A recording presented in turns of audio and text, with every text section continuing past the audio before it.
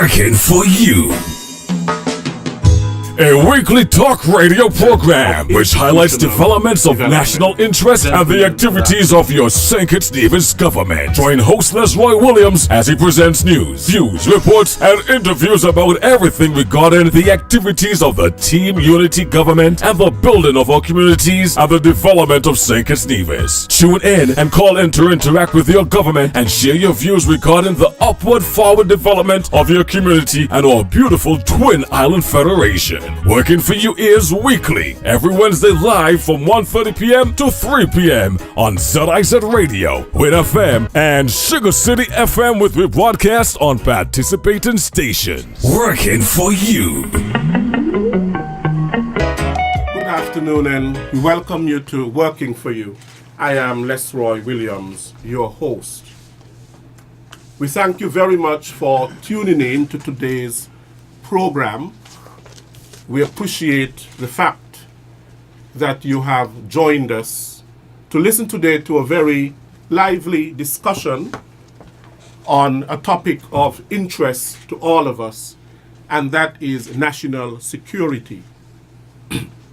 I have with me today officials from the Ministry of National Security. I have with me the Permanent Secretary in the Ministry of National Security, Mr. Osman Petty, the commander of the St. Kitts and Nevis Defense Force, the new commander, if I must say, Lieutenant Colonel J. Anthony Comrie, and our National Security Advisor, retired Major General Stuart Saunders. Gentlemen, welcome to this program. Thank you very much. National security, of course, refers to the security of a nation state, including its citizens, its economy, its institutions, and it is regarded perhaps as the most important duty of any government. A government is responsible for protecting its citizens, national security. And in the three branches of government, of course, you have the judiciary, which you have the court system, the prison system, and law enforcement, and so on. So today we are here to address issues pertaining to national security, what is happening within the ministry, and so on. I'm going to start with Mr. Petty. Mr. Petty, you are the Permanent Secretary in the ministry. Can you give us an overview of some of the programs, the initiatives that the Ministry of National Security is involved in? Thank you, Mr. Williams. Before I answer your question or get into the topic, I want to acknowledge my team members, the colleagues here. We have, of course, Lieutenant Colonel Comrie, who is the new kid on the block, so to speak, the commander of the St. Kitts and Nevis Defense Force. And I felt that it was fitting for him. This is his first, well, I think, apart from the time during the when passing over, this is the first time I think he is on a panel like this. And it's important that he gets the opportunity to share with the general public some of the programs and some of his anticipated objectives in leading the Defense Force. We have, of course, General Saunders, who has been here with us now for perhaps 8 months, and I think it's very fitting now that he, having been here, having looked around and made proposals and had interactions, tell the public, some of his thoughts and where we are going. I did not include, of course, the police here because we've had them here before. The police, of course, is the main security agent, and everybody assists the police. But today we will be focusing on some of the other things, other aspects, other crime fighting initiatives that we are doing rather than just the operational side of things. I want to begin my presentation with a quotation from a recent meeting I attended for the Regional Security System, the RSS, and in the working document, there was a paragraph here which was headed Anti-Gang Policy. I want to read it because it's important. I think it explains a lot of what I'm going to speak about. But it says, and these were the minutes from a previous RSS meeting.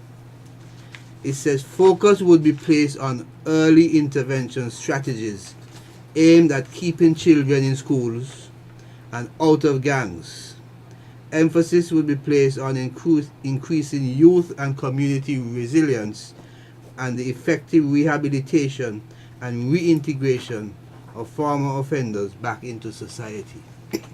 That's from an RSS document which we recently had in St. Lucia. And this afternoon I want to speak to some elements of that. But before I go there, I want to mention an overall strategy which we've been using called the Cure Violence Health Model, which is being used elsewhere. It's not novel to St. Kitts, but we have adapted it to suit us. And it has three components. One of which is the direct and interrupt potentially violent conflicts, and it looks at preventing retaliations, mediating ongoing conflicts, and trying to keep conflicts cool. It talks about identifying and treating the highest risk, that is, access to the highest risk, youth, or anybody in the community who are at risk, changing behaviors, and providing treatment. And finally, and very important, mobilize the community to change. And we speak about if there's a shooting or some security related event, we respond to it. We organize the community, and very important, we spread positive norms throughout the community. In recent times, over the last maybe 8 months, the Ministry of National Security has been leading in these initiatives.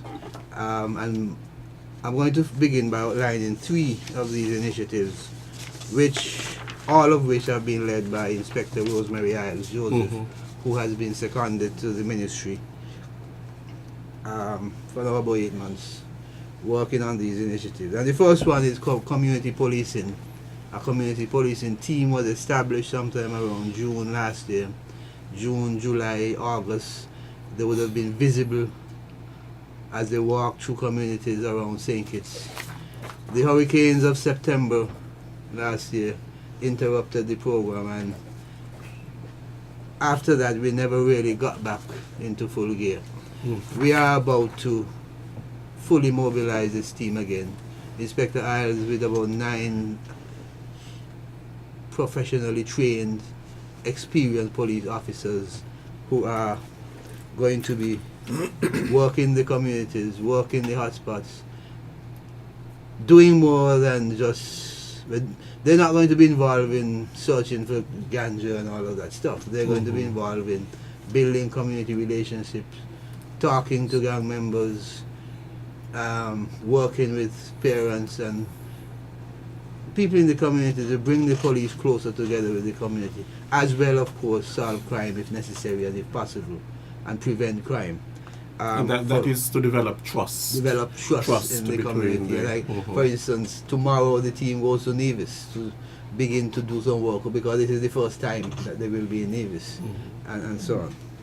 The second program I want to highlight, also led by Inspector Isles, is TAPS Academy and clubs. TAPS mean Teen and Police Service, and the purpose of that is exploring the social distance between community, teen and law enforcement, to bring teenagers closer to understanding and working with the police.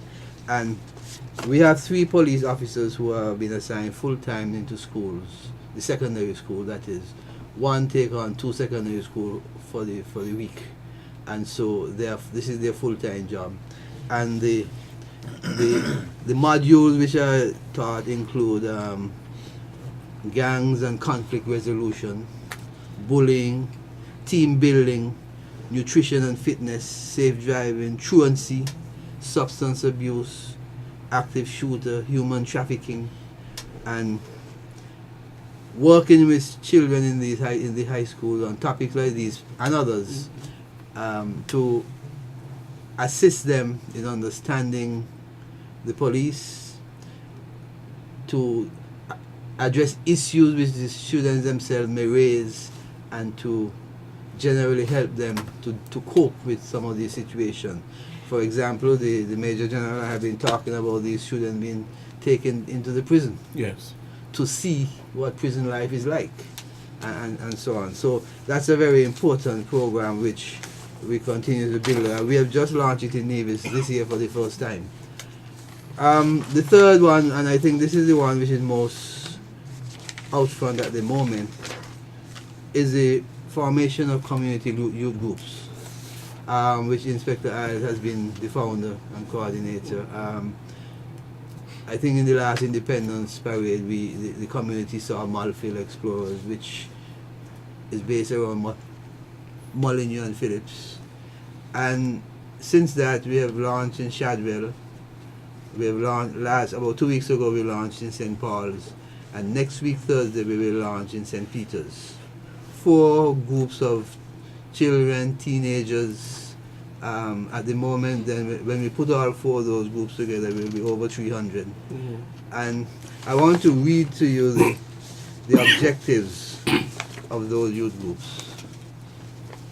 We want to develop a program to foster positive attitude in the youth of a caring community, to offer solutions to the many problems and issues faced by the youths in the community, to create a positive program focusing on discipline and good work ethics through mentorship, pairing, and partnership, to instill the law of respect, respect for self, respect for others, respect for property of self and others, to create a Brothers Keepers program which will equally look out for the weak as well as the strong, to encourage positive self-awareness, good hygienic practices, and a system of recognition for those who display positive attitudes towards others, to involve parents of the youth in the policing of the club's objectives, to enlighten the youth on personal rewards they can receive from volunteering in programs for the betterment of their community, to teach the youth at an early age to put themselves in the shoes of others and gain understanding of another person's situation, to teach the youth how to use electronic tools and the internet in a positive way. We know the problem with Facebook and so on. Provide food for thought slogans. Guns don't heal, they hurt. Drugs can kill you. Gangs steal your mind. Basically, we want to get the children sensitized about the dangers of guns and drugs. We want them to be involved in making their community the #1 giving community in the Federation, and to promote the physical well-being of the individuals in the community by inclusion of all.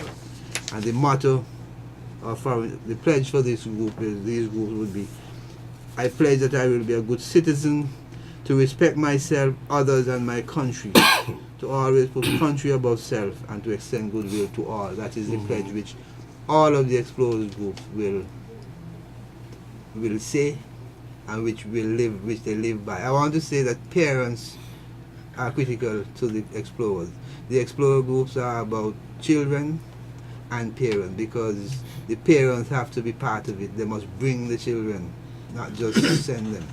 Of course, they don't have to come to meetings, but generally speaking, if something happens, the parents must be there, and they can cop out, and so on. And so, hopefully in due course, we will have Explorer groups in most, if not all, of the major communities in the Federation over the next few years, if things work according to plan. I want to go to Dr. Chaitan, who we engaged, I think 8 months ago, in June. And Dr. Chaitan has been active. He's been working with... This is his second time around. This is his second time around. The first time was a 3-month contract when we had a symposium and a youth rally and so on. This time around, he has been focused on assisting families with delinquent children or problem children, and mentoring and counseling.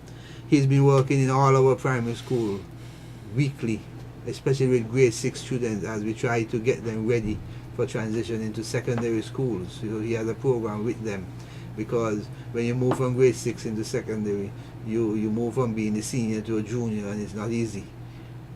And he has a session with young people in Mac Night every week. Young ex-gang members or even gang members in Mac Night every week, and he's working with the STEP program, men and women in the STEP program around the country, as well as by invitation other groups and churches. So Dr. Chaitan has a very active program. And I want to mention one program which perhaps is not so well known. We are working in the prison. We hired a local national, Miss Annette Frank, and she has been working with the prison. Those residents, as they call them now, who may be leaving in a year or two. And what she has been working with them is to assist them in getting a job when they leave. She has been working with employers out here who are linking up with them. She has been working with their families to assist them in reintegration into the society once they leave. So that is a program which we hope to have much positive outcome in the months ahead. So I will pause here. There are going to be others as I go along, but at this point I just want to highlight those. Let me say as I close that these are not in place of what the police is doing. We have to continue the roundabouts presence. We have to continue the stop and searches.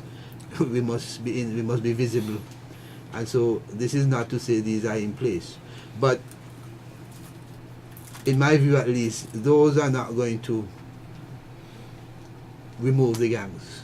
You want to take a preventative approach. We want to take a preventative approach, and the program which I have outlined, once we get the full cooperation of all concerned, we will do that. Let me at this point commend some of the business people, business community that have come forward to assist us in the Explorers Club. The Chamber of Commerce have pledged support for the Malfield Explorers to assist in building the campsite at Malfield, at Phillips Village. Sure. Ross University has given us financial assistance. Mrs. Kerrit, Agnes Kerrit, has given assistance at Shadwell, which we have to use, but they have given us a building which we will develop in due course. And I want to, as I close, take this opportunity to invite other businesses to come on board as we move this program forward.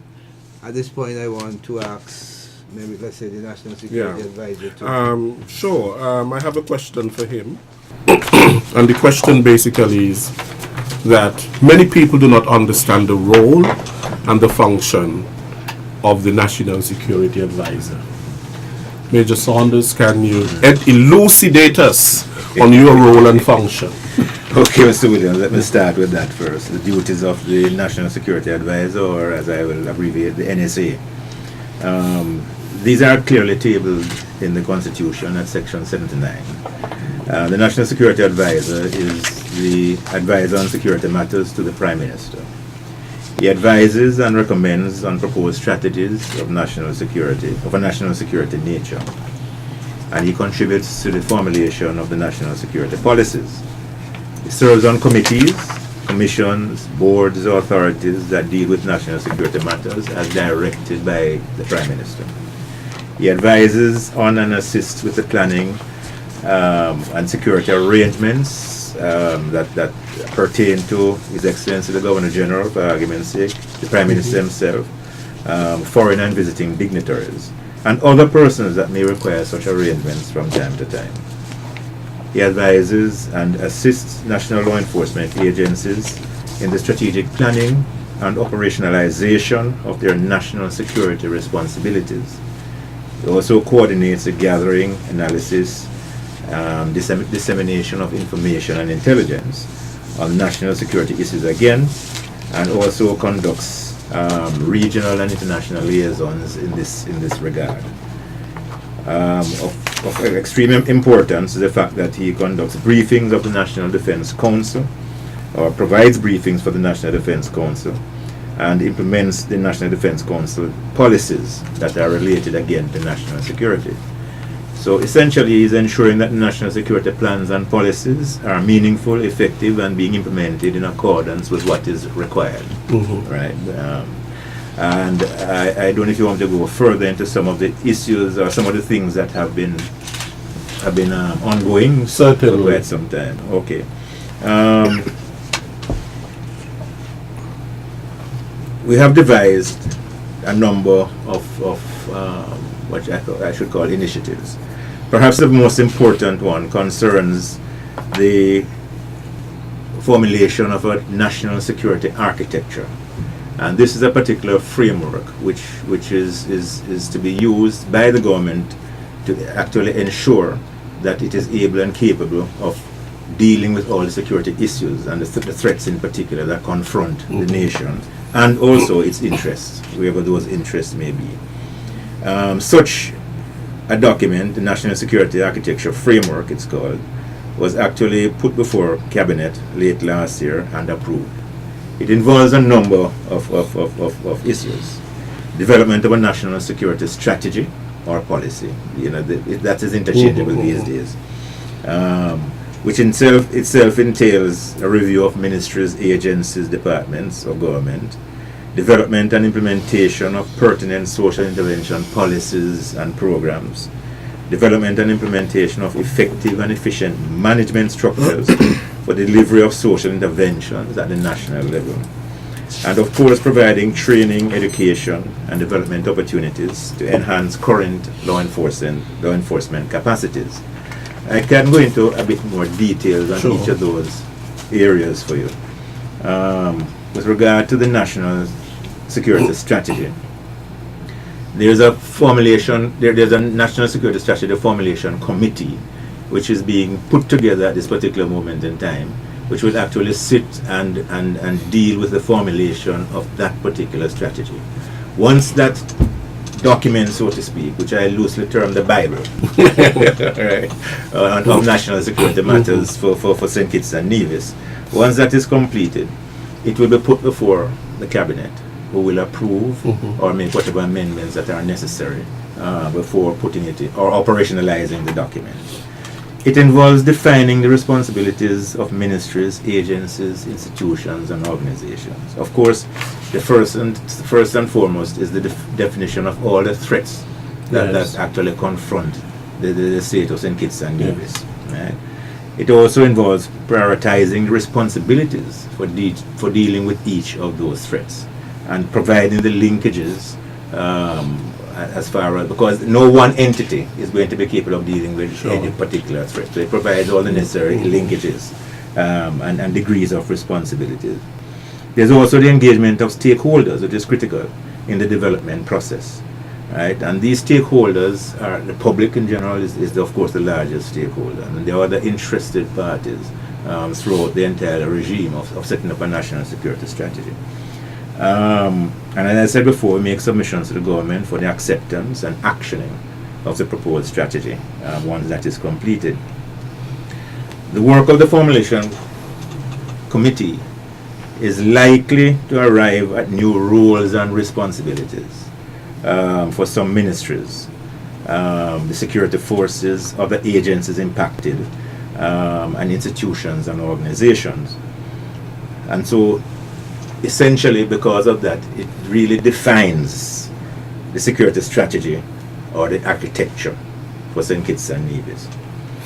In dealing with the review of ministries, agencies, and departments of government, and here I am speaking to the Royal St. Christopher and Nevis Police Force, the St. Kitts and Nevis Defence Force, Her Majesty's Prisons, Customs and Excise, St. Kitts and Nevis Fire and Rescue Services, amongst a number of others. Right, those are some of the key areas that will be addressed. Obviously, the coordination, as I mentioned before, in my responsibilities as NSA of the intelligence matters. There's also the proposal being, or one of the considerations that will be put forward, which is incorporation of the private security companies into the national security architecture. Improved coordination of ministries of government. Again, all aligned in the national security effort.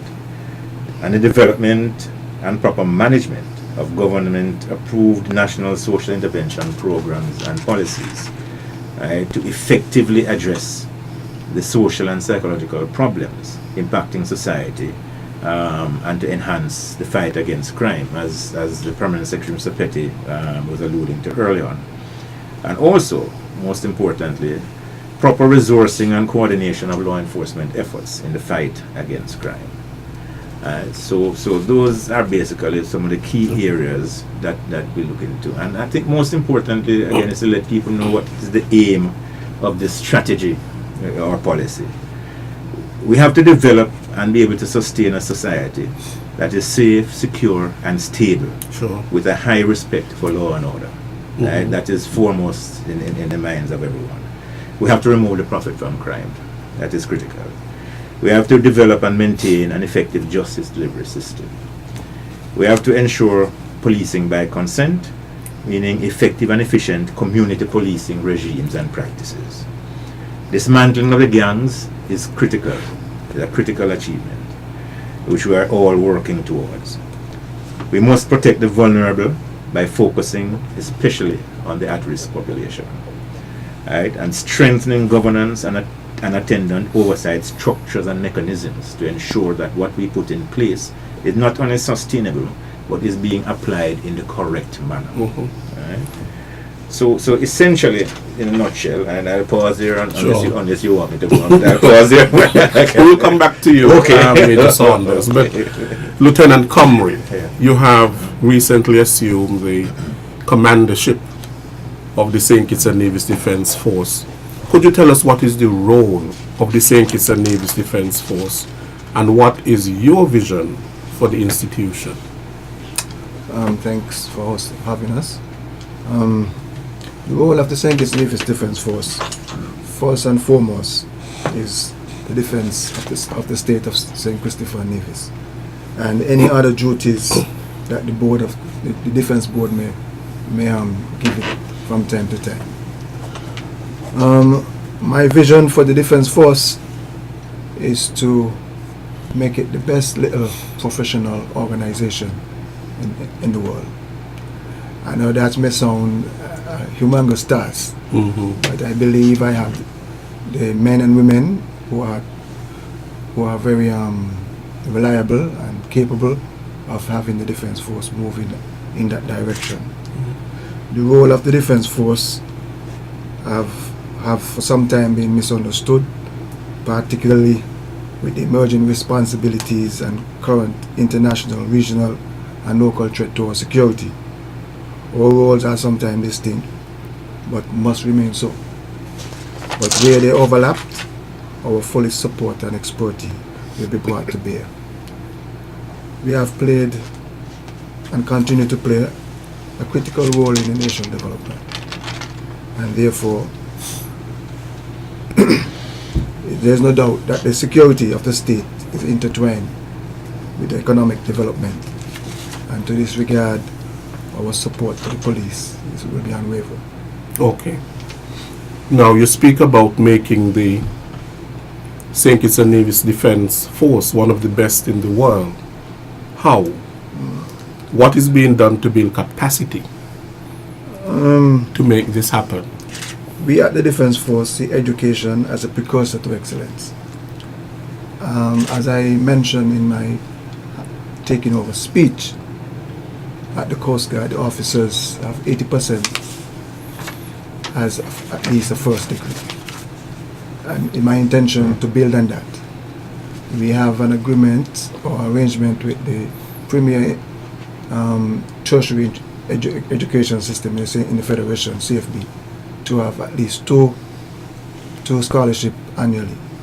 And we decided, and we are taking advantage of those. And back to tertiary level education, it is my intention to take advantage of the national security program that UWI offer in the Mona campus. And I'm hoping to start from this September. Because we see, as I said before, education is a precursor for excellence. And for advancement in the organization, because of our size, we have to make sure we have qualified persons and we get qualified person through education. So you bring together the physical exercises and the mental exercises. You want people who take a holistic approach. Yes. You can have people who are well-rounded, and so on. Now, Mr. Petty, you spoke about the cure violence model. When you hear that word cure, is that you're referring to violence as a disease that needs to be cured, and violence is seen as a contagious disease that if it is not, somehow stemmed, then it would sort of spread throughout the society. Something like HIV and so on. It's as I say, it's a health model, and yes, it's The health model. It's about, and it uses health methodologies. Now, in other countries, such as the United States, it's not just police involved. It involves the police and private, public NGOs and so on. Here in St. Kitts, while I have been using it, not that it rules out other persons or things, but because we formed this community policing group, we are trying to push this group. And so some of the things which such a body would do, like what they call violence interrupters or something like that, I believe the police can do that. Right. Police who are community minded. And I think we put together a good group. But let me give an example. A shooting occurs in Village X, and the crime scene have gone in and done what they can do. But when they leave, there are victims, and families and friends and everybody they hurt. And there are some who are thinking of revenge and retaliation. We have to go in there and deal with that. And I think that is something which is absent in our fight against crime, because a lot of the retaliation occurs because this has been allowed to fester. The wounds are raw. The wounds are raw. And so I believe, and I think the Major General believes, and some others of us believe, that we can go in there in communities like these and work with some of these gangs, some of their friends, some of their relatives, and work with other entities like the probation unit and the NGOs, the church, and so on, to heal some of the hurt, Right. and to, over time, channel people into different avenues. Yes. But we have to solve some of their problems. So, for instance, if people don't have work, and we've been doing some of that. People have come to Miss Isles and say we want a job, and we try our best to get them a job. At the Ministry of National Security, I have helped people who left prison to get a job, and I'm glad when I see them now. They're still in the job, some of them, and so on. So it can be done, but it needs committed people, and it's a lot of work. And I think that is where we want to go. Even as we try to do the other hard stuff in Stop and Search, because we can't stop that. But along with that, we need the other side. I think that sometimes people think of national security only from the perspective of law enforcement. But what you're saying is national security is much more than just law enforcement. It's about how do we deal with all the antisocial behavior that we have in communities. How can we develop a holistic approach in dealing with both perpetrator and victim and all the ripple effects of the hurt and the desire for revenge and all that sort of a thing. Because when a crime is committed, let's face it, somebody goes into your house and steals something. It affects you. It makes you now start to think of security differently. You feel betrayed. You feel that you feel violated. And so on. And sometimes you may feel that you have this need to find out who it is so that you can take the revenge, and so on. So many people are affected when one crime is committed. I think the key expression there is holistic approach, because as I said, and I agree, I think it's needed. We want to feel safe, so we want the police to be in there, Yes. to be visible, and so on. But at the same time, we want to solve the problem and stem the flow. Right. And that is where things like the Explorers group that Inspector Ireland and so on is working on will become important, because we have to stop those young people from going into gangs. You know, we may have difficulty in dealing with those who are already in gangs right now, but we can stop the other people from getting in, the younger people from getting in there.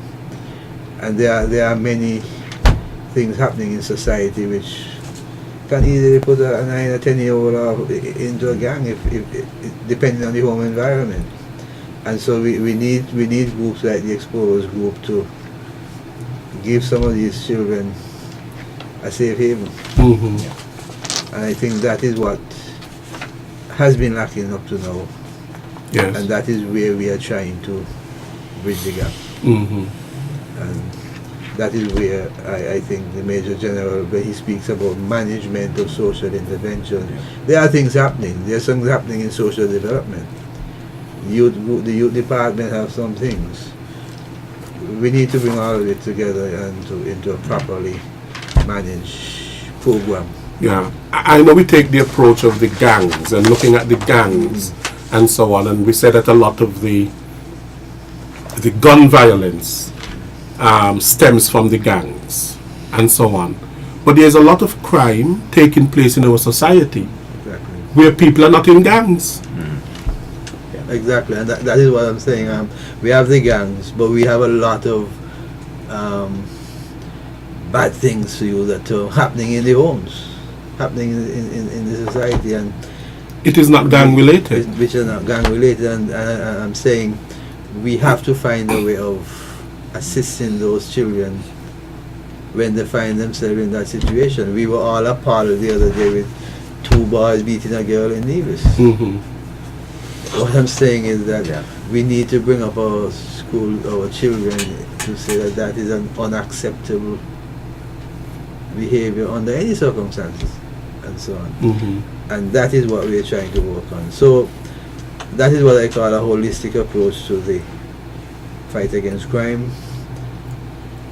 which has been lacking up to now, but we can deal with by programs such as the Explorers, like TAPS, Social intervention interventions. programs. We just need to intensify Sure. the activities.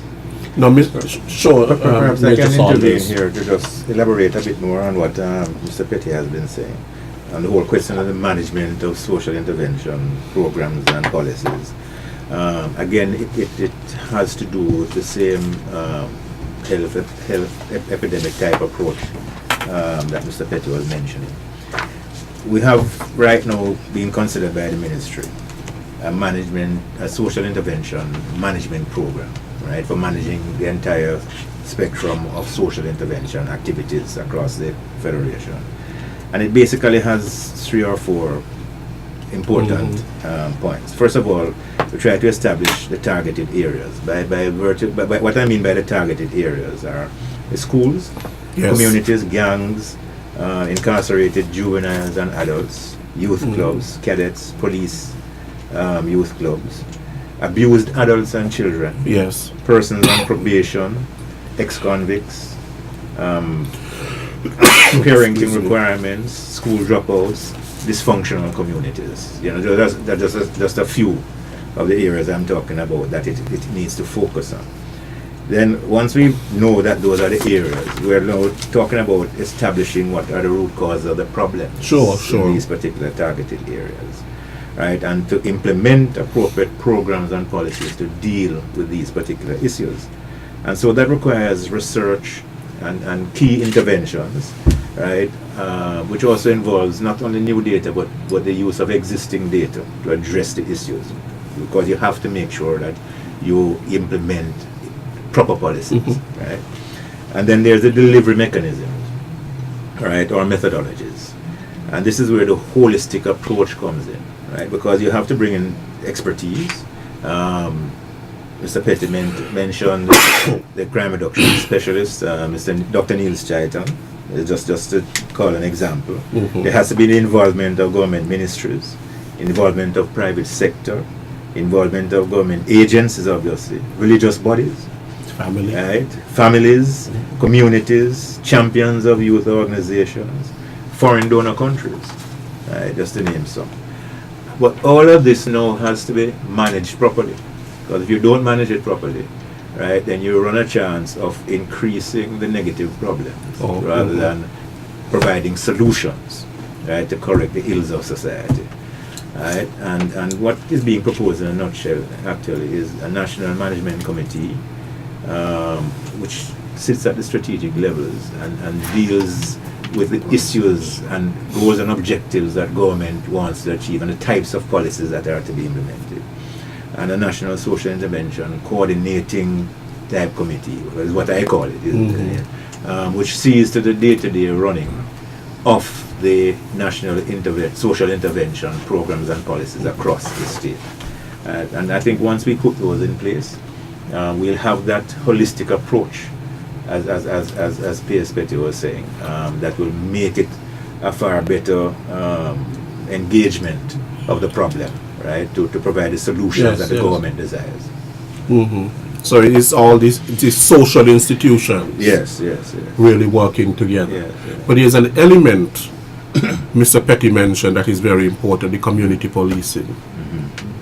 Because I really feel that people need to develop this trust. The community needs to build this trust with law enforcement in terms of the reporting of crime and the detection of crime. If that relationship is not there, it makes the work more difficult in terms of people reporting what they see, reporting what they know, and detecting the criminals among us. Yes, well, as I said, this is an important aspect of what we're trying to do. And as somebody said recently, it's new.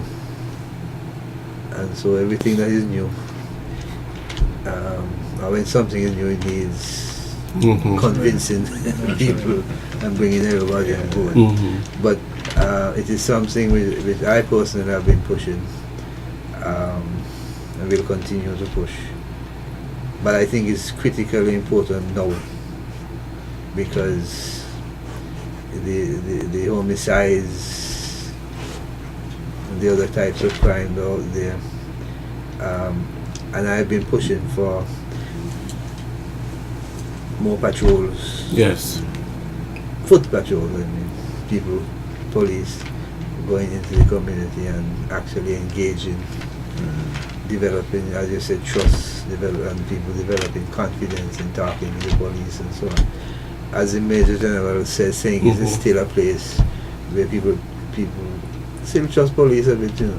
Not like some of the other countries. True. I know in Jamaica, for example, you know, I studied there for some time, and there's this informer fidel culture. Yes, that is very much so. We don't want that here. No, it's something I continuously stress in my discussions at the ministry level, at the prime minister level, that you really don't want to reach a situation like what has happened in Jamaica. Right? You should learn from that, right, and not try in any way, shape, or form to emulate that. Right? And so the policies that are being put in place right now, I believe, are ones that will provide the required solution, right, for, as I said before, a safe, secure, and stable society in the Federation. Mr. Petty, what about the prison? You know, you have people going to prison, and sometimes they come out worse than they went in. What is really being done? What sort of a programs being carried out in the prison? You said you just hired somebody, so that we don't have a high rate of recidivism. Well, let me say that next week, Friday, we're going to have a press conference. And I think somebody from the prison is going to be there who perhaps could better give specifics. But the prison does have a rehabilitation program. I think they have a good program of education.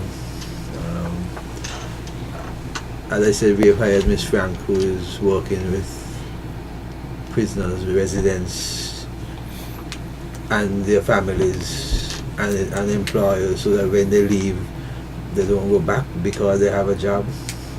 And I think she's been getting some good promises.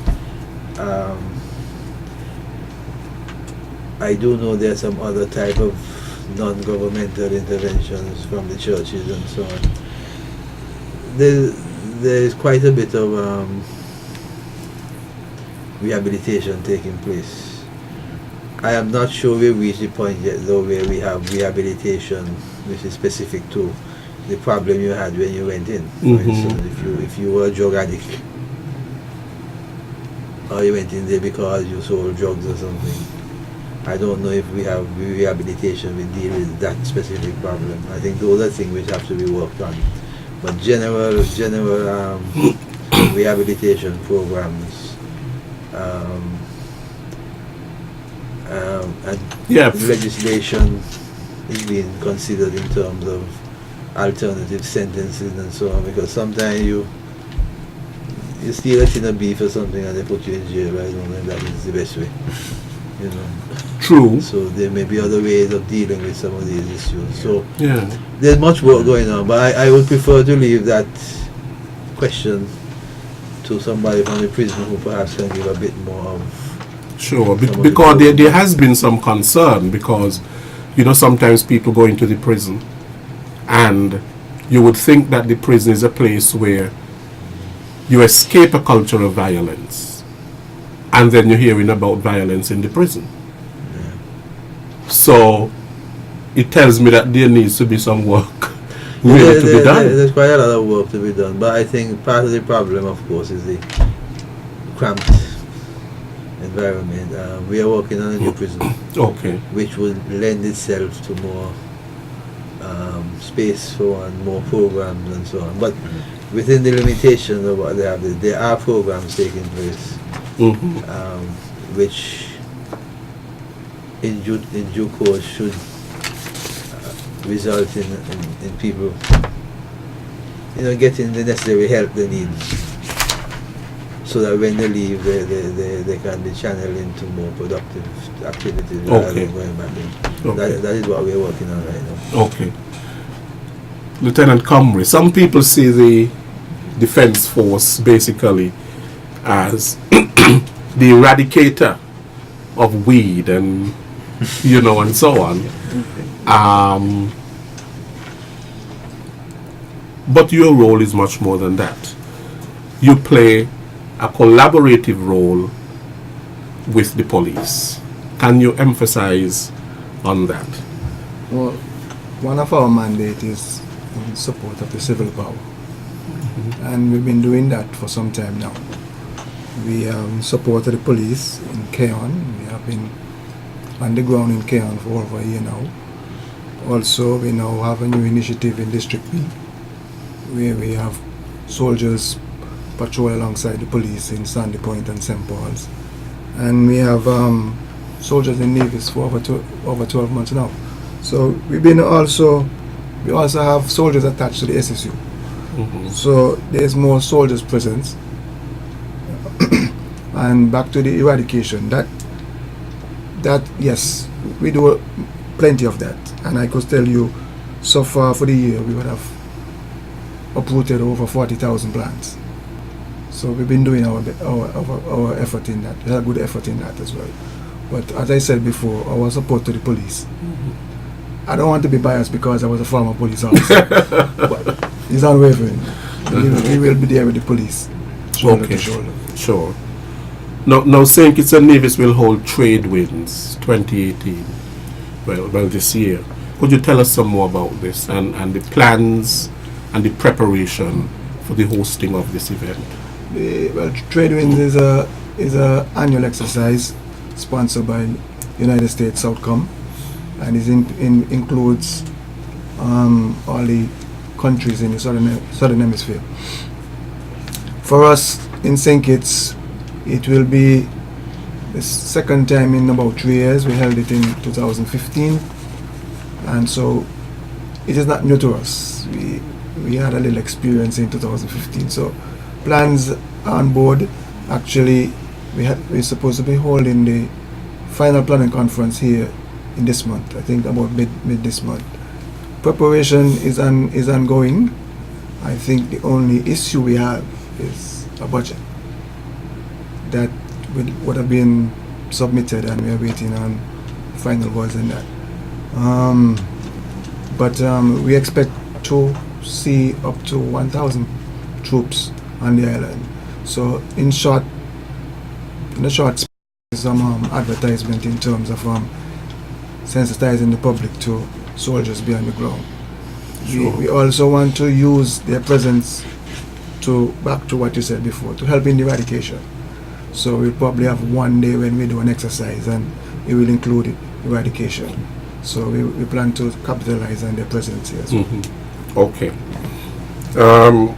Talking about eradication of weed or ganja, whatever you want to call it, Mary Jane, they have all kind of name for it. There is a National Drug Council, Mr. Petty. What is the role and the importance of the National Drug Council, and what have been some of its undertakings? The National Drug Council is one of the agencies associated with the Ministry of National Security, and there is a committee. But the Drug Council really has three or four persons. Yes. In terms of full time.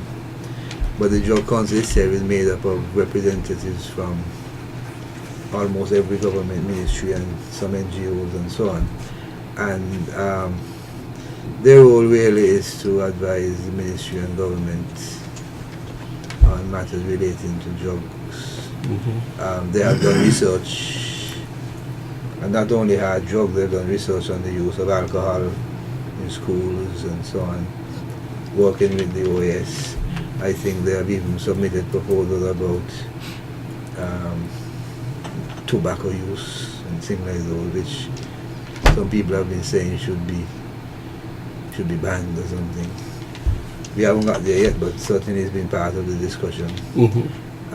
Right now, for instance, there is a workshop going on about synthetic drugs at the Customs Department, where they're not looking at the marijuana and cocaine type drugs. They're looking at drugs which can be bought in the pharmacies.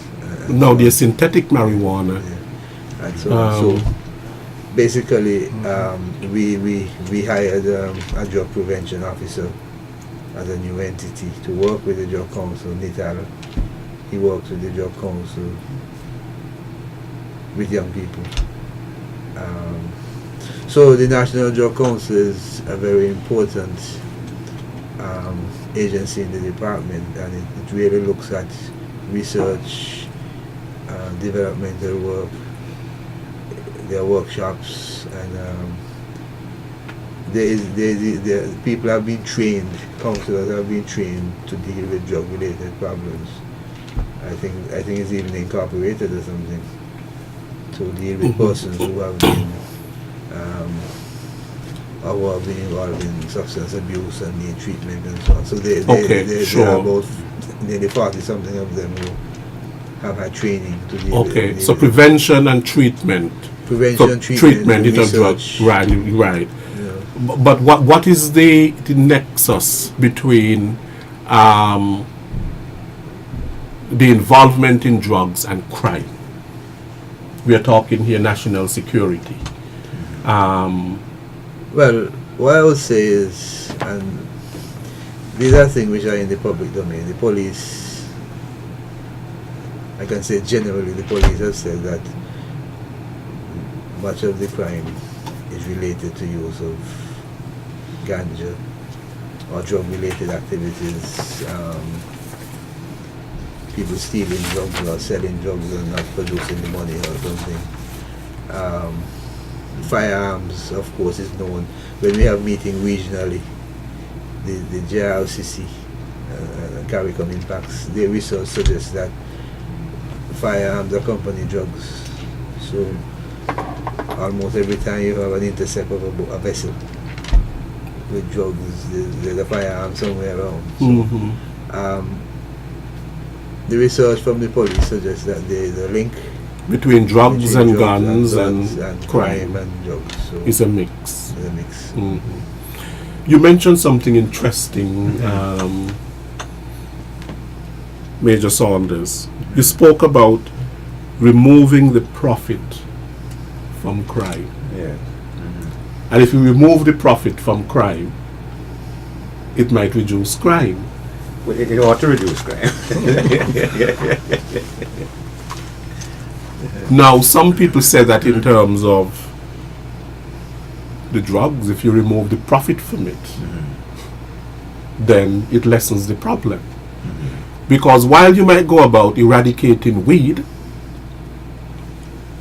it's part of the of your mandate and so on, there are some people who see it as that you're taking away my profit. You are taking away my livelihood.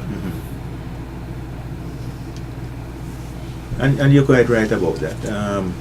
And I'd say that's actually a very good question for the police. But I'll give you an example of how it works. In Colombia, many years ago, when Colombia had its initial problem with the drugs going out the window, that sort of a thing, and impacting the whole of the Western Hemisphere, when they decided to tackle the problem, they found that one of the things that they had to put in place, basically, was an alternative to the people who are growing the coca plant. Yeah.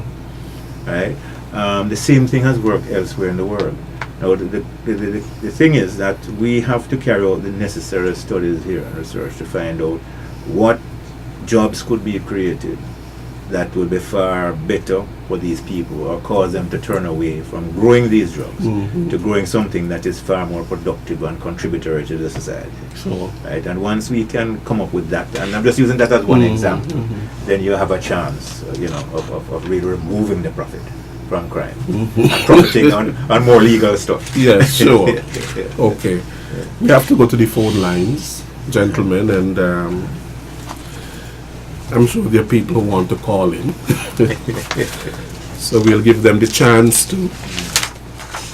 And we're going to open the lines. There are some headphones here. Are they connected? Any more length on this one? Right. So the numbers to call are 1-718-577-2916. That's the overseas number. 1-718-577-2916. And the local number is 465-2555. 465-2555. We await your calls. Working for you, good afternoon. Why working for you, us, Yes, sir. not you alone. That's why I got three things I want to say here to Mr. Petty and the general from Jamaica. He's doing a great job. We need to get this thing level off, and all stakeholders know the role. So I want to know Why? We ain't have no protection for public officer, for instance, like the market keeper, where people down there threatening the lady with knives, and the lady asking and saying she believes she don't got to give up the job because the ministry is not protecting her. That's the problem. We never have that in this country before, and that cannot happen. The next thing I want to talk about is the man to just pick up the army, what they call him, the guy to pick up the army, so he's in charge now.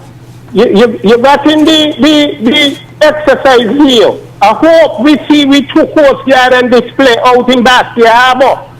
I hope so. Later on that, Mr. Petty now, why is it we dealing with little boys that we have in this country causing problem all around Bastia? Why is it we ain't got a juvenile court where we put back the time and we condemn? Because when you check some of them offenses, it's minor. And we got too much dirty jail around Bastia for these little boys to taking up the magistrate them time. We have to bring back time and whip on the books. It's not half the books. And I believe we just come complacent, packing up the city with a lot of these little boys. Give them community work and help me clean Bastia. Have a good day, that's why. It's working for all of us. Yes, thank you, John Down. There's another caller. Working for you, good afternoon. Good afternoon. About the community policing, I hear Mr. Petty saying is new. I'm a retired police, and community police is not new. In the late 1990s and early 2000, a lot of police inspectors were sent off to Jamaica to do the junior command course. And like every other police did community policing. Help is outside here, you know, but I think you all are overlooking the retired police. And Mr. Halliday, who died recently, he gave us a course in Diploma in Security Administration. And that's a course I think you should revisit and let the police them try it. You know, it has in psychology. It has you know, a good different. I think it's a 10-module course, and it will benefit them. And I think you should start sending back the inspectors back to Jamaica to do the junior command. You cannot teach what you don't know, and that is what I'm seeing. With the community policing, it is good that you're looking at the young people, but you're not looking at the citizens as a whole. I don't see them in my area, you know. And community policing is not really to do with crime only. It's a social thing. Dog barking, dirty water, and so. And if you don't have training, you won't be inclined to do that. You can go to the factories and speak to them. Go to the health centers and speak to the old people. People out there thirsty for community policing. It was shut down abruptly in 2004. I think people are thirsty, and you have manpower, but you need training. One cannot teach what they don't know. Sure. So I would like you all to look at that. Okay. Mr. Comey, good afternoon. Okay, thank you so much for your contribution. Working for you, good afternoon. Hello? Yes.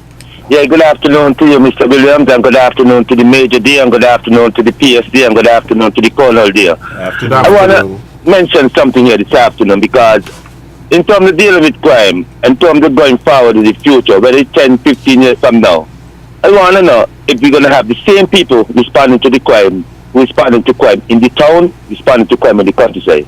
Because you cannot have people racing from town to the country to respond to a crime. I don't think that this is the time for that there. I think each district, whether District A, District B, District C, each and every district need to have their own command as they did, and their own drug squad, their own search party, their own everything in order to fight against crime in this modern time. If you think about it, one set of people got to fly throughout the whole country and fly to here and fly there to stop crime and to respond to crime. I don't think we're supposed to be doing that at this point in time here. I think we're way beyond that. I think it's time for us to put together in each and every district, A, B, and C, the people them to deal with these situations, whether it is dealing with the ganja, dealing with everything. They don't have to come over in other districts to fight against what other people in the fort have in the security force they deal with. Every district deserves to have their own people to respond to whatever situation, whether it is murder, whether it is disappearance, whether it's crime, whether it's ganja, eradicate, just name it. It should be like that thing going forward. Sure. Mr. Petty, I don't know if you agree, but I personally want to commend you for going out there and expanding the ministry in terms of getting people, younger people on board to get them to change their attitude in terms of getting police officers to go out in the community and to get them to transform. I really want to commend you for that. But honestly speaking, I think we need the own people them in each and every district to deal with them. Not people racing from town and going down there and all over the place. I think we need to think about that. Have a good day. Okay, thank you. Okay, gentlemen, you want to respond to some of what has been said? Well, I can probably start with the last caller. And I think he has a point there. What he's really speaking about is proper resourced and capable divisions within the police force to deal with crime within the area. And it is something that we are currently working on from the perspective of ensuring that there is sufficient training, education and development opportunities, coupled of course with the required resources to build out to the stage where that can be done. You know, that is basically one of the ideal type situations, and we're going for that. We're moving towards that. But it will take time. So we'll just ask the public in general to be a bit patient, but we are heading in that particular direction. Sure. Mr. Petty? Yeah, the first question was about the market keeper. I would leave that because it's something I think needs to be taken up by the police, because I don't really have the background, but if somebody is threatening the market keeper, then they should go to the police. So that is something we can probably ask them. The other thing about bringing back the Tammany whip and so on,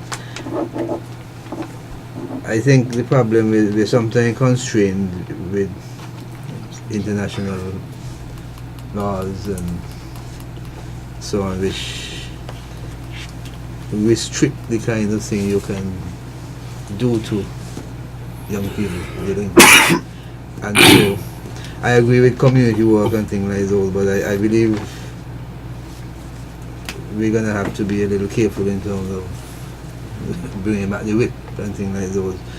But I believe that if we can get our young boys and girls into productive groups, such as the cadets and the explorers and any kind of group that we have, these are things which will help. Alright. I want to talk about the community policing. Maybe when I say it's new, there's nothing which is totally new. Okay. So therefore there was community policing in the past, maybe not in terms of how it's been defined now. Yes. But certainly community policing has always been there, where police interact in the community, they play games, they do this and so on. But times have changed. And it is not just about crime. Let me just read part of what I had here about the same Mr. model. Petty, before you read that, there's someone waiting on the line. Working for you, good afternoon. A very pleasant good afternoon, Mr. Williams. Good afternoon. Mr. Petty and Mr. Army Men. I don't know your name and all are you who in there on the program. Lovely program as usual. My name is CAS, Country Above Self, PWOP, Police Without Pay. Now, I want to concur with the two callers before me. All what they said, I agree with them. And now let me start here now. Our police force need sifting out. You have too many police in there who just working for pay. They do not have any love for the country and no concern for the things that are happening that are bringing down the country. Now you can tell me, you met an accident happen 8 days ago and the report was made to one police station. The police take note and that police said you're going to contact the police for this district. And up to 8 days ago, no report been down to the police station for this district. Things like that need to look into. You cannot have people in there who hesitating and procrastinating with emergency. So the police need clean up with that. And the next thing, we all have police dogs that go out and hunt for ganja and ammunition and those things. Do you have any dog trained to hunt and find people who are lost? Because too many persons gone astray and lost, and we have dogs. And up to now, dogs ain't find them. It's when they start to smell and people smell the thing and they go and they hunt and they find the people dead. So I would like to know if our dogs only trained to smell ganja and ammunition, and if they're not trained to smell people, get dogs that is trained to smell people to find them. And when you go to look for people, if the wind blowing from east to west, you go to the far end of the west with the dog and let the dog pick up the scent. Come to the east. You don't go to the east and start go west. The dog ain't gonna find the people like that. I ain't went no school and no police, but I have techniques. Thanks for the program. Okay, thank you. Yeah. Working for you, good afternoon. Hi, good afternoon. Is the Permanent Secretary for National Security is on your program? Yes, he's on the panel. Thank you. What is his name again? Mr. Osman Petty. Mr. Petty, good afternoon. And this is directly to you. My name is Austin Coker, ex-police officer, ex-fire officer. So I worked for the Ministry of National Security for multiple years. Mr. Petty, there are some members of the National Security Forces, such as the fire officers and the police officers, who are using private vehicles to transport tourists from the dock to different locations around the island, which is wrong. They do not have a taxi or tour operator's license. I have spoken to members of the police force, the hierarchy, and yes, they have done certain things, but some of them are still doing it. As recent as last week, I have spoken to Mr. Everett Ogaro, the fire chief, who members of his staff who are doing that. Let us assume that their vehicle gets into a traffic accident with 2 or 3 guests and they become injured. Where do we go from there? Because it's going to pull down the security force's name, because having a security officer driving without a valid taxi license or a valid tour operator's license is against the law. And bearing in mind that the very same police officers wants to lock up persons when they infringe on the law. It cannot be wrong on the left and right on the right. It has to be either wrong or right. Okay. I am asking you, sir, to speak with your chief, that's the police chief, and the fire chief, and ask them to refrain their officers, their junior officers, from doing such practice. It is wrong. And I will venture more. One officer who are doing this, with no disrespect to the officer has one hand. Suppose he loses control of that one hand while steering around on the same wheel. What happens? Okay, sir. I think your point has been made. Mr. Petty has taken note. I do hope so. Okay. Thank you so much for your contribution, your concern. Working for you, good afternoon. Good afternoon, Mr. Williams, and good afternoon to those on the panel for national security. Carl Brown here. Yes, sir. Guys, I also want to echo the sentiments of my fellow co-workers. Yes, you all have security officers driving without required personal license, and even sometimes without vehicle license. Okay, Carl. speak to your officers because they does come down on us hard. The other point is question to the 8 to 10 murders that we have for the year. It is rumored that a number of these persons that was wickedly, severely gunned down were persons that was due to give evidence or were to be in court shortly. Over the years, I have called upon the security forces and different governments to put in place a witness protection program. I have heard several times officers and high-ranking, even government officials saying that there is a witness protection program in place. If there is such, how come the police and the security and national security know of these persons that are due and are major witnesses in cases and are due in court shortly, is walking and love to go home and love to be moving around normally as normal citizens, and then you hear a week, couple days before the case, they are gunned down. What is the plan and how is the witness protection program going in terms of the Federation for our citizens? We cannot stand by and have persons continually being killed, disappeared, vanished and all kind of things. Who's supposed to show up for a matter at the court?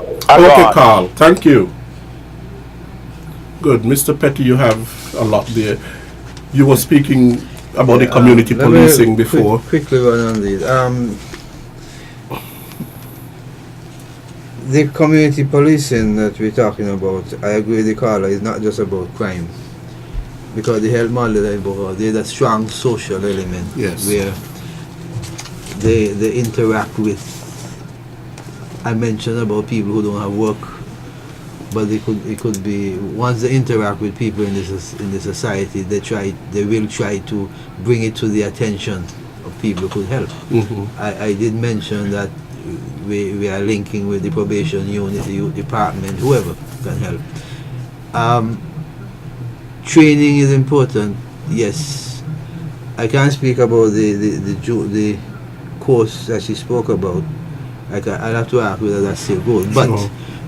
We have sent people overseas to do community policing. Unfortunately, I don't think when they come back they do much. These are things which need to be looked at. But it's not totally new, but I think we are pushing it out in a way which perhaps is different, because we want to focus it on certain things, and changing, as I said, changing community norms is a critical aspect of it, which is going to come out in a big way, which we want to come out in a big way. The question about reports not being forwarded, I think, is something to discuss with the police. Dogs, as far as I know, we have dogs that can pick up scent. But to do that, I believe you have to find, they have to be in a vicinity where the person is. They must have clothing and all kinds of things. But I'm sure Ross University, because it's not just the police dogs, we link with Ross University and so on. So we can have dogs pick up scent. Witness protection is something. All I can say in this forum is that witness protection is a major consideration across the region. I just came from the RSS program and we had a paper which I will be sharing shortly with the relevant authorities. But witness protection is a costly effort. Not that one wouldn't want to spend the money, but there's a lot of other issues involved in witness protection, and I don't think we can go into it in this forum. Mm-hmm. But let me say that I take the caller's point that we're going to have to, and I'm not just saying Kitts and Nevis, the region is going to have to deal with this problem of safeguarding witnesses. Sure. Because we have the problem here and other countries have the problem. and it's a collaborative effort. There are measures being taken, but I don't think I can discuss them. No, that is perhaps one of the reasons why people do not come forward with information. Exactly. Because, from what I understand, outside of the court, it is not evidence, but the minute you go into the court, then it becomes evidence. That's correct. Outside of the court, it can be just hearsay. But from the minute you decide to testify in the court, then it becomes evidence. What I can say though about witness protection is we have witness X who has a family. So you have to carry both witness X and the family. They have to go to school. So it's not just a case of taking out one person. Right, because if they can't get the witness, they will get. What they say in Jamaica, if you can't get Quacker, you get him shot. You get him shot. Yes. Right? When you talk about witness protection, it's all who are associated with that witness have to be protected. Right. Now, there's a question, Mr. Petty. What is being done to build more capacity within the security forces and to make it perhaps a more attractive profession?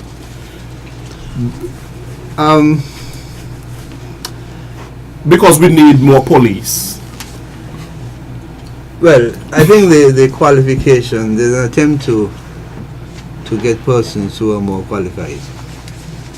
Persons with CXC and CSEC. There are a number of different avenues you can follow while take the police force and the army, for instance. Recently we have hired about 3 or 4 graduates who have come in to do forensics, for instance, so that because of the use of technology, we talk about cybercrime units and statistics units and all these things. There are a number of different departments in the police force which need people with high level of education and training in certain areas. So there are places in there where you can be challenged, and I think the General Colonel Conway can speak to the army. He mentioned that most of his Coast Guard people have degrees, but yes, he can speak to. They have a mechanic shop. They have all kinds of engineering type activity which are required to be in the defense force. And so, even in the fire department, because fire is highly about rescue, the rescue aspect of fire, for instance, needs certain type of skills and training. So in the security forces, there's a lot of schools for high level training, and people should apply. The point is, I think where we have some problem right now is that we're doing polygraphing, which in a sense seems to highlight certain deficiencies, to use that term, before you get in. That needs to be looked at, because you must have people in there who are clean, quote unquote. Mr. Petty, yesterday I met a police officer, and she was telling me that she asked for a transfer. She's now a civilian, she's working at the court, and she said, I can breathe a sigh of relief.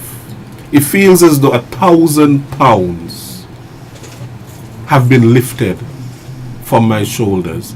I was so stressed out, and so on. And my happiness counts for more than anything.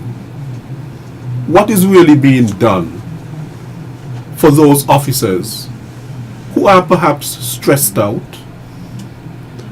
who feel as though they're tired and they want to give up? What is really in place to boost their morale? Because if you have those type of officers, they're not going to be passionate about crime fighting and crime solving. And I think one of the callers made that point. I mean, you give them a report and there is no follow-up. It's like you're the one trying to solve the crime instead of them. So you have to be calling them all the time. There's no follow-up. They take certain things and they don't get back to you and all of that. And then people are wondering what is happening. Well, one has to look at it on a case-by-case basis because there are different reasons why people get stressed out. What I can say, we have just hired a psychologist who is available for persons to go and speak with. There's always been the chaplain. There is the police welfare that has programs of its own, and there are things like the sports club which allows you to engage in activities which relieve stress and so on. So, not knowing who the officer is, I would want to know whether that officer took advantage of some of the things available. So, the psychologist, I think, came on board about 3 months ago. So, prior to that, we didn't have any. We just had the chaplain. So, we are working on it. Okay. I think the engagement of a full-time psychologist, counselor, through that term, is a step in the right direction. So people can go and express themselves, discuss their problems. Sure. And the same thing I'm sure would hold for the Defence Force. Yeah, we have a force chaplain, and where the chaplain become overwhelmed, then he refer it to the government, the government counselor. Okay. I understand that there's intention to have a cadet program. The cadet is a Defence Force entity, and sometime last year I got the Defence Force to give me a proposal for the schools. Unfortunately, before we could get into it, we had 2 hurricanes, and so the entire program could not take off. It is still on the table when we want to introduce cadets in the secondary schools. Some secondary schools have elements of it already.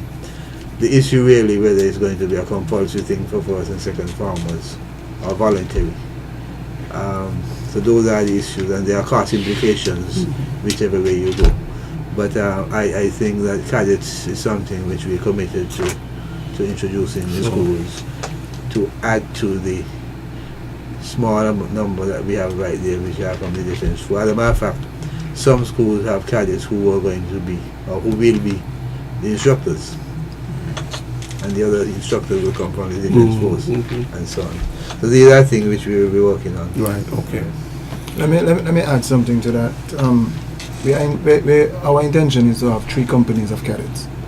We want a company in the east, from the Cairn High and the Settlers High, and Basti will have our company. Basti have 3 secondary school, and then 1 in the west.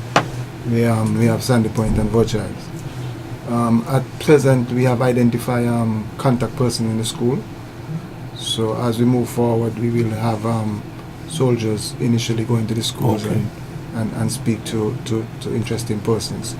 I had a meeting with Russ, and Russ has come on board in terms of support financially for the cadets. So we should see something moving shortly.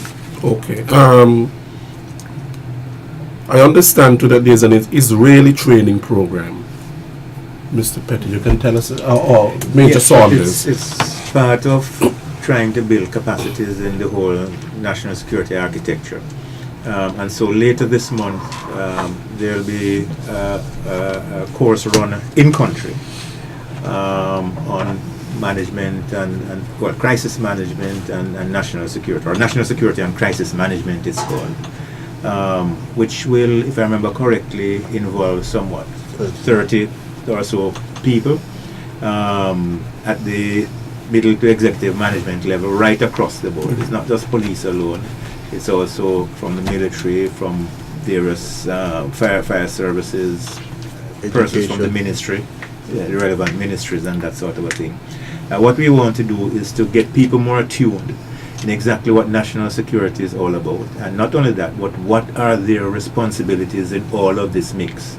And in addition to that, getting them with that knowledge now to be able to work together far more than what currently obtains. Okay. Now, we're almost out of time, but what is the role of officers from the fire and rescue services? What is their role in national security? Because sometimes, you know. I think because people are not accustomed to having fire service officers being categorized as part of the architecture, the question comes up. But in today's world, right, especially in situations where we have to be conducting large-scale rescue services by land, on sea, and all that sort of thing, they have become an integral part. I can use, for example, the recent case where the body was found in the mountains. Right. Part of the operations, the rescue operations, are conducted mainly by the fire services. Your main financial source in St. Kitts and Nevis revolves around tourism. You must ask yourself the question, what would happen if there was a fire whilst one of those cruise ships are tied up alongside? Right. Right, there are implications for the government, and so we are taking this positive step to address that particular issue by incorporating the fire and rescue services into the national security architecture. The thing is that we have just commissioned a new fire truck at the airport, and one may say, well, you know, nothing happened at the airport, but if we don't have a proper fire service present at the airport, then we can't have an international airport. Exactly. Because they just wouldn't come. Right. So the fire department, the fire service is an important part of it. But apart from that, they also are doing other things. They have safety programs for children and things like those, which are also important in terms of sensitizing children to national security issues and dangers. So fire service is a critical component of the national security. Sure. Gentlemen, I think we're out of time. Is there anything that you would want to say before we leave? Yes, the humanitarian and disaster relief. Yes, I would like to say that the St. Kitts Nevis Defence Force cannot focus entirely on security alone. We must develop plans that build the resilience within the institution and focus on rendering assistance to critical departments within the Federation. And that we mean focusing more on community-oriented building skill set for our officers, so we can respond in time of national disaster. We want to build out skill set like construction, carpentry, mason, electrical, plumbers, and also medical. We feel that we could, in time of disaster, the civilian disaster response is quickly overwhelmed. So in large emergencies, so the military will fill that gap. So we feel that if we can get adequate or a cadre of medical workers, we could probably, after the day or two of a major storm, a major hurricane, we could assist the hospital. Also, my intention to, when I build a cadre of electricians, to have them seconded to the power station, so we'll understand the in and out of the power station. So again, in a major hurricane, we could assist the power station, and also in time of industrial dispute, we can give the government breathing space, so while we keep the lights on in the country. Okay, good. Mr. Petty? General, you want me to go? I'll just make a short statement to say basically that security is not just the business of those who are gathered here this evening or those who are not here who are currently part of the whole infrastructure. The security of a nation involves everybody, right? Every single person is a stakeholder in the security of the nation. And we hope to ensure that we improve upon this particular partnership going forward. Yes. I want to close by stressing the importance of a holistic approach to the fighting crime. We need all agencies involved. We need the business sector to join us, to partner with us. And I want to say that the next two events which are related to what I was speaking about have to do with the launch of the St. Peter's Explorer with Inspector Hyde on Thursday, the 12th. Yes. And we'll have a press conference where probably some of the same things will be discussed, but we will have some of the other agencies represented there who can answer some of these questions which may be directly related to what they're doing. So that will be on the 13th at the police training school. Okay. Well, I want to thank the three of you, gentlemen, Lieutenant Comrie, as you take up your mantle as head of the Defense Force. I wish you all of the best. Thank you for coming on today's program. And Mr. Petty, of course, your wisdom and, is always welcome in that area. National security, whatever you share here is always very wholesome. And our National Security Advisor, I think that, people now have a clearer idea of what your role is, a very critical role that you play, and which is really provided for in our Constitution. So I want to thank all three of you for being on today's program. You have been listening to another edition of Working for You. I am your host, Les Roy Williams. Join us next week for another Working for You. I thank all the callers and all of you who listened to today's program. Have a very good day.